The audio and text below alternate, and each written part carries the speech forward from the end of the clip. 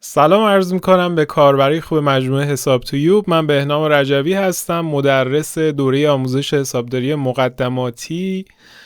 رسیدیم به قسمت اول از فصل 6 این دوره آموزشی. قبل از هر چیز هم به خودم و هم به شما تبریک میگم که 5 تا فصل گذشته رو با موفقیت پشت سر گذاشتیم. امیدوارم محتوای آموزشی که تو 5 فصل گذشته به شما ارائه شد براتون مفید بوده باشه، براتون به درد بخور بوده باشه. در راستای آموزش حسابداری استفاده کرده باشید از 5 تا فصل گذشته. بچه‌ها من 2 تا خواهش ازتون دارم.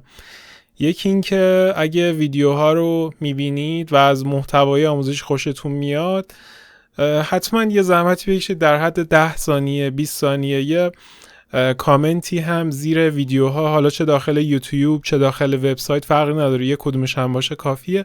یه کامنت برای ما رو هر ویدیو بذارید. هر ویدیویی که تماشا کردین یه کامنت، حالا میتونه اون کامنت یه تشکر خیلی ساده باشه، میتونه کامنتی باشه که پیشنهاد انتقادی به ما بده و در رشد ویدیوها به ما بتونه کمک بکنه.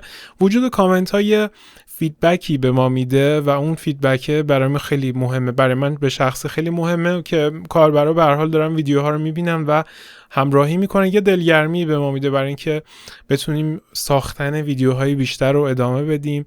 و اصلا فکر نکنید اگه مثلا یه جا کامنت گذاشتین دیگه یه جا دیگه کامنت نذارین، تکراریه یا مثلا چی. نه، هر کامنتی که میذارید واقعا این دلگرمی به ما میده و من خواهشم اینه که این کامنت گذاشتن رو ادامه بدید. نکته بعدی، اگر ویدیوها رو خوشتون اومد خیلی خوشحالمون میکنیم که این ویدیوها رو به دوستانتون هم معرفی کنید. اگه دانشجو هستید در رشته حسابداری تحصیل میکنید، به فرض مثال به همکلاسی‌های خودتون معرفی کنید. اگه کارمند هستید به همکاران خودتون تو بخش حسابداری معرفی کنید. این هم باز به ما این دلگرمی میدونی بیشتر شدن کاربرای حساب تویوب قطعاً به ما یه دلگرمی مضاعفی میده بابت اینکه ویدیوهای بیشتری برای شما تهیه کنیم. متشکرم ازتون. برسیم به فصل پیش رو، فصل 6، فصل ساختار و کدینگ شرکت ها. یه چیزی تو پرانتز فقط بگم، فصل 6 با موضوع ساختار و کدینگ شرکت ها در واقع یه موضوع خیلی جدیدیه. من تو دوره های دیگه‌ای که مجموعه دیگه تهیه کردن یه همچین موضوعی رو ندیدم. صرفاً به خاطر تجربیات خودم که در تدریس حسابداری و نرم افزارهای مالی در شرکت ها داشتم، یه گپی رو حس کردم بین آموزشی که در مؤسسات بیرونی آموزش داده میشه و حسابداری که در شرکت ها داره اجرا میشه. و اون گپ اینه که خب شاید خیلی کمتر به این موضوع پرداخته شده که قبل از اینکه ما وارد مباحث حسابداری بشیم یه ذره مباحث مدیریتی رو هم باید ازش اطلاع داشته باشیم. در فصل 6 یعنی من سعی کردم براتون سرفصل‌ها و مطالبی رو جمع آوری کنم که قبل از اینکه بخوایم وارد فاز اجرا و عملیاتی حسابداری بشیم یکم از بالا و از زاویه بالا به سازمان‌ها و شرکت‌ها و نوع فعالیتشون نگاه کنیم، به ساختار داخلی و واحدهایی که دارن نگاه بکنیم. قاعدتاً ما قبل از شروع هر چیزی، حالا چه حسابداری باشه چه موضوع دیگه‌ای باشه، اگه خیلی کلی اول به اون موضوع نگاه کنیم بعداً بیایم بخش به بخش موضوعات مختلفش رو بررسی کنیم، نتیجه بهتری میگیریم. یعنی اگه ما کلیت کار رو خبر داشته باشیم بعد بیایم سرفصل‌های ریزترش رو بخونیم، ازش اطلاعات کسب کنیم، قطعاً مطمئن باشید خیلی نتیجه بهتری ازش میگیریم. اینجا من سعی کردم قبل از اینکه واقعا بیام مثلا حسابداری انبار رو بهتون آموزش بدم، حسابداری خزانه رو آموزش بدم، اول بیام یه مدل کلی از ارتباط بین واحدهای مختلف وظایفی که دارن رو بهتون بگم، بعدن حالا تو فصل‌های بعدی ریز بشیم و بریم سراغ جزئیات بیشتر. در همین راستا من قسمت‌های فصل 6 رو براتون این مدلی چیدم. ما در قسمت اول موضوع چارت سازمانی رو داریم، یه مفهوم خیلی کلی از یه فلوچارتی که در تمامی سازمان‌ها کشیده میشه و نگهداری میشه و ازش استفاده میشه. و در قسمت‌های بعدی ما 4 تا شرکت داریم: شرکت‌های خدماتی، شرکت‌های بازرگانی، شرکت‌های تولیدی و شرکت‌های پیمانکاری. در واقع اگه بخوایم خیلی کلی و از دید حسابداری به نوع فعالیت شرکت ها نگاه کنیم به 4 مدل فعالیت میرسیم: خدماتی، بازرگانی، تولیدی و پیمانکاری، که من سعی کردم رو هر کدوم یه قسمت بیام. اول ساختار شرکت مثلا خدماتی رو بهتون از بالا توضیح بدم و در نهایت تو قسمت بعدی کدینگ حسابداری مخصوص شرکت‌های خدماتی هم بیام بهتون آموزش بدم که چجوری چیده میشه، اجزاش چیه و اینطوری شما یه دید کلی خیلی جالبی از فعالیت خدماتی پیدا میکنید. بعد از اون میام بازرگانی، همین مدل میریم، بعد تولیدی و بعد پیمانکاری و بعدش هم یه جمع‌بندی نهایی با هم خواهیم داشت. خب طبیعتاً وقتی این قسمت‌ها رو با هم دیگه بگذرونیم، تو فصلهای بعدی که مثلا میریم حسابداری خزانه، حسابداری انبار، حسابداری فروش، حسابداری مثلا حقوق و دستمزد و بخشای دیگر رو با هم دیگه جلو میریم و اجرا میکنیم، شما دیگه میدونید مثلا حسابداری انبار خب یه واحدیه که تو حسابداری توی شرکت‌های خدماتی وجود نداره، تو بازرگانی‌ها هست، تو تولیدی‌ها هست. حالا نمیخوام خیلی وارد جزئیات بشم، ولی در کل این فصل قبل از اینکه بریم سراغ فصل‌های اجرایی تر خیلی دید بهتری به شما خواهد داد و پیشنهاد میکنم که حتما این فصل رو کامل ببینید. بریم سراغ موضوع امروز، چارت سازمانی.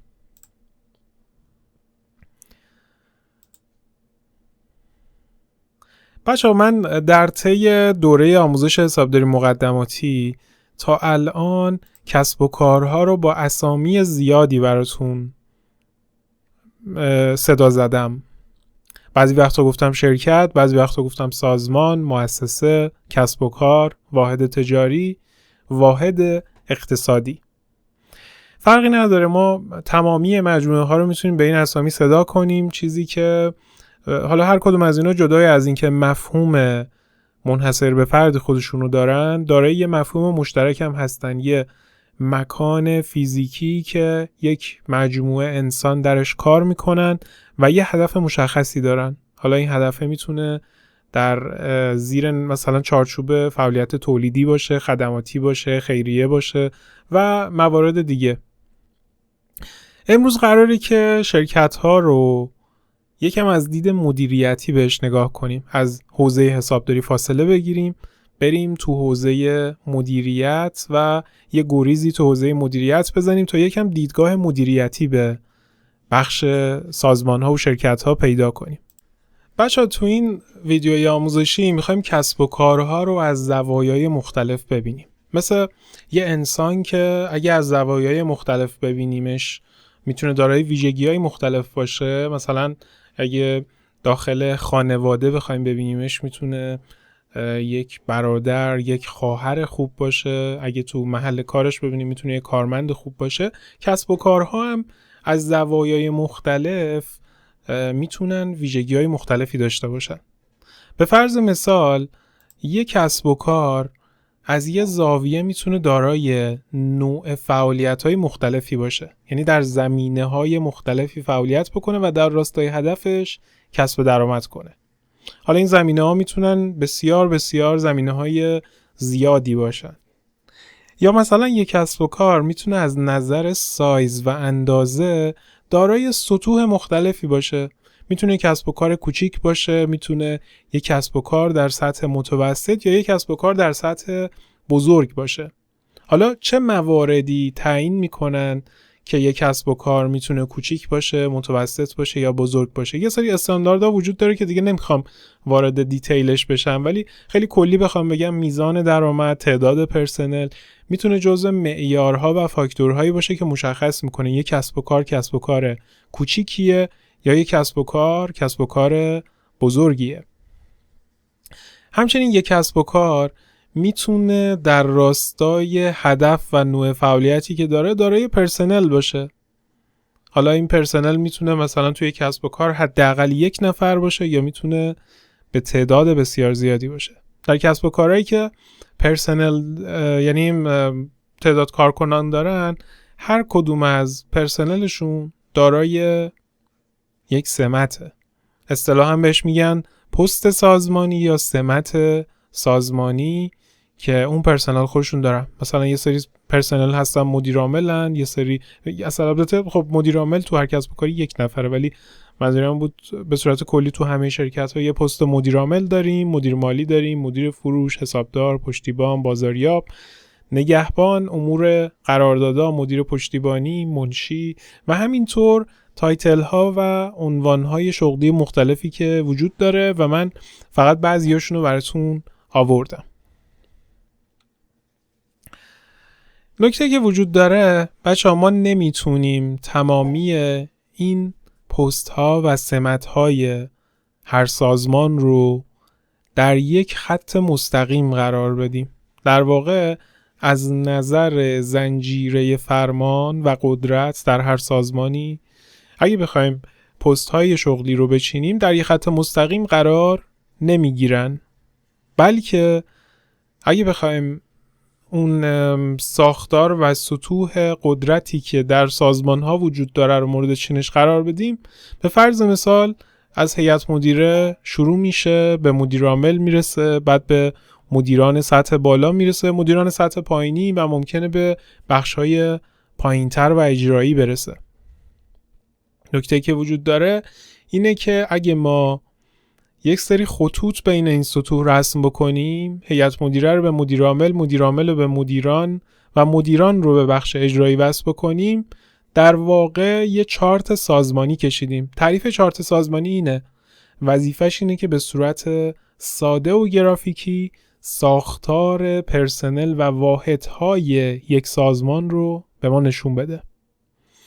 در واقع من الان براتون یه چارت سازمانی فرضی کشیدم که از هیئت مدیره شروع میشه، به مدیر عامل میرسه، بعد مدیران پایینتر، بعدم بخش اجرا و این میتونه تو هر کسب و کاری منحصر به فرد باشه. بچه‌ها اینجوری نیست که یه قالب یکسان داشته باشه و همه سازمان ها رو بیایم تو این قالب بگنجونیم. تو هر مجموعه میتونه دارای در واقع ساختار منحصر به فرد خودش رو داشته باشه و هر مجموعه هم خب ببینید فعالیت‌های متفاوتی داره.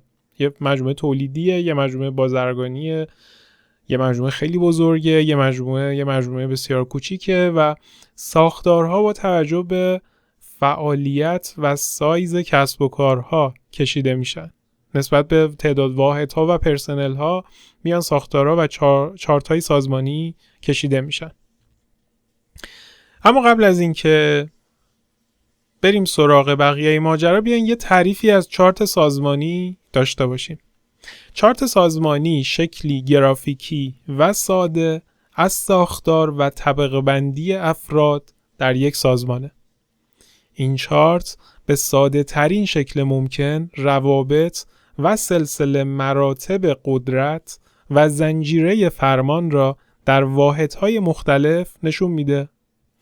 چارت سازمانی وظیفش اینه که بیاد در یک شکل گرافیکی ساده خیلی سریع به ما یه دید کلی از یه سازمان بده و یه سری مزایا داره با خودش. یکی این که یه دید کلی سریع از سازمان به ما میده.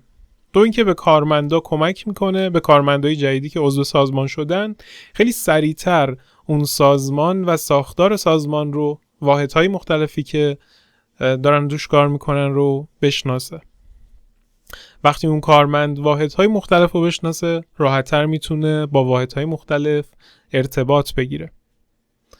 در نهایت اگه ما یه چارتی داشته باشیم که خیلی مرتب واحدها و وظایفشون کشیده شده باشه و یه تصویر کلی از سازمان به ما بده، ما در نقش مدیر میتونیم خیلی راحت‌تر برای سازمانمون برنامه‌ریزی کنیم و تخصیص منابع بهینه‌تری هم بینشون داشته باشیم.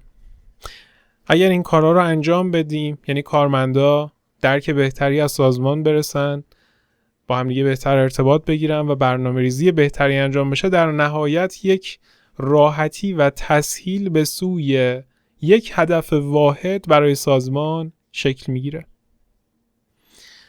بچه‌ها این ساختار چارت سازمانی بود که براتون کشیدم.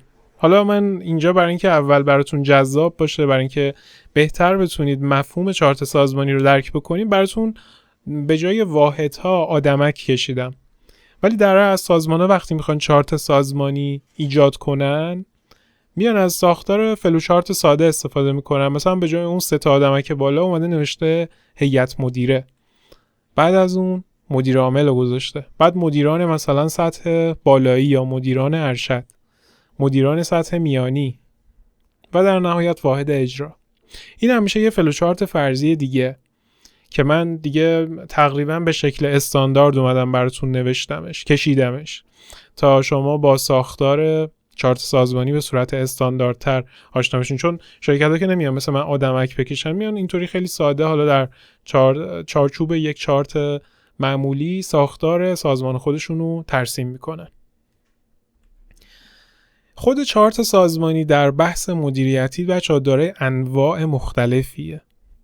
چارت سازمانی سلسله مراتبی داریم، ماتریسی داریم، افقی داریم، شبکه‌ای داریم، تقسیمی داریم، خطی داریم، تیم محور داریم و هر کدوم از اینا تعریفی دارن، ویژگی‌هایی دارن و در راستای هدفی استفاده میشن. بعضی‌هاشون مثل سلسله مراتبی میاد ساختار زنجیره فرمان یه سازمان رو نشون میده، به ترتیب میگه که مثلا لایه به لایه این سازمان از چه بخشایی تشکیل شده.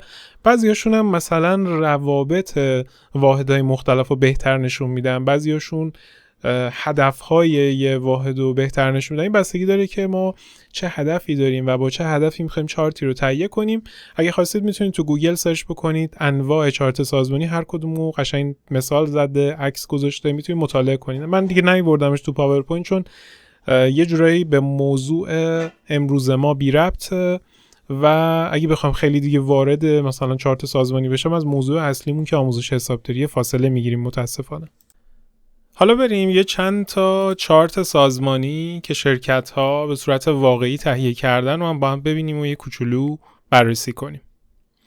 اولین چارت سازمانیه که شرکت تجهیزات برق و سیالات فولاد تهیه کرده برای خودشه. چارت خیلی ساده، شفاف، گویا که در واقع درک مطلب رو میرسونه دیگه. اون کاری که باید چارت سازمانی انجام بده رو انجام میده. اومده سطوح سازمان رو مشخص کرده، از هیئت مدیره شروع میشه، بعد به مدیر عامل میرسه، بعد دفتر مدیر عامل، بعد واحدهای مختلف، مدیرانی که هستند و واحدهای اجرایی که وجود دارن. مثلا اگه شما بخواید تو این سازمان استخدام بشین یه همچین چارتی رو شما ببینید، خب خیلی کمک میکنه به درک شما. البته ببینید چارت تنها مرجع و منبع برای درک یه سازمان نیست، ولی به هر حال کمک کننده هست دیگه. در نقش خودش میتونه مفید واقع بشه و یه سری مطالب رو به شما انتقال بده.